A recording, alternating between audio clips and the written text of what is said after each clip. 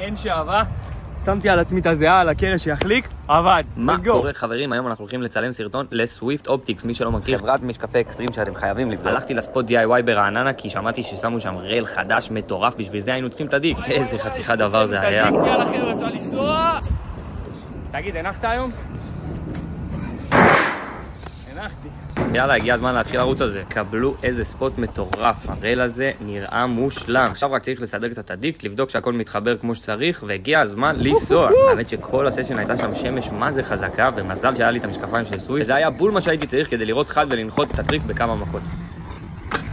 ואחרי כמה מכות זה עבד ונחתי את הטריק. ועוד אחרי כל הניסיונות האלה הייתי צריך לנסות עוד אחד, כי גילוס אמר לי שאם נעשה זווית מעל הגשר זה יצא מטורף. חברים, אין שעבה, שמתי על עצמי את הזיעה על הקרש שיחליק, עבד. let's go.